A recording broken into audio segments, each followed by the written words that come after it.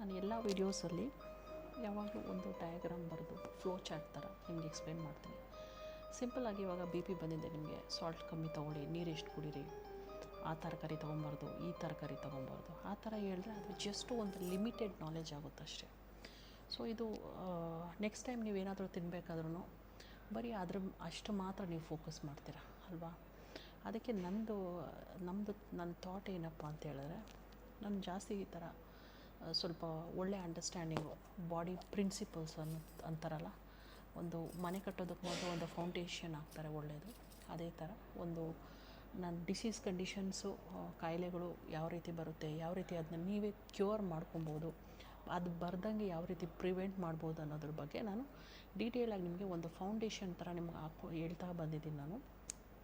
ಇದೆಲ್ಲ ಫೌಂಡೇಶನ್ ನಿಮಗೆ ತುಂಬ ಚೆನ್ನಾಗಿ ಅರ್ಥ ಆಯಿತು ಅಂತ ಹೇಳಿದ್ರೆ ನೆಕ್ಸ್ಟ್ ಟೈಮು ಎಷ್ಟೇ ಚೆನ್ನಾಗಿರೋ ಊಟ ಕೊಟ್ಟರು, ಎಷ್ಟೇ ಏನೇ ಹೇಳಿದ್ರು, ಅದು ನಿಮ್ಮ ಮೈಂಡಲ್ಲಿ ಮತ್ತು ಬಾಡಿಯಲ್ಲಿ ಯಾವುದು ಒಳ್ಳೆಯದು, ಯಾವುದು ಕೆಟ್ಟದು, ಯಾವುದು ನಮ್ಮ ಬಾಡಿಗೆ ಸೆಟ್ ಆಗುತ್ತೆ ಅನ್ನೋ ಒಂದು ಅಂಡರ್ಸ್ಟ್ಯಾಂಡಿಂಗ್, ಒಂದು ಮೀನಿಂಗ್, ಒಂದು ಥಾಟ್ಫುಲ್ನೆಸ್ ಅನ್ನೋದು ನಿಮಗೆ ಬರುತ್ತೆ. ಅದರಿಂದ ನಾನು ಫುಲ್ಲು ಡೀಟೇಲಾಗಿ ಯಾವುದೇ ವಿಡಿಯೋ ಮಾಡಿದ್ರು ನಾನು ಕಂಪ್ಲೀಟ್ ಡೀಟೇಲಾಗಿ ಬಾಡಿ ನಮ್ಮದು ಪ್ರಿನ್ಸಿಪಲ್ಸು, ಬೇಸಿಕ್ ಅಂಡರ್ಸ್ಟ್ಯಾಂಡಿಂಗ್ ಬಗ್ಗೆ ನಾನು ನನಗೆ ಹೇಳಲಿಕ್ಕೆ ಇಷ್ಟಪಡ್ತೀನಿ ನಾನು.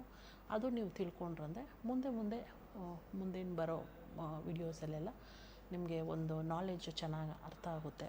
ಮತ್ತು ಯಾವ ಥರ ನಾವು ಬ್ಲಡ್ ಟೆಸ್ಟ್ ಮಾಡಿಸ್ಬೇಕು, ಈ ಥರ ಕಾಯಿಲೆ ಬಂದರೆ ಯಾವ ರೀತಿ ಅದನ್ನು ನಾನು ಪ್ರಿವೆಂಟ್ ಮಾಡ್ಕೊಬೋದು.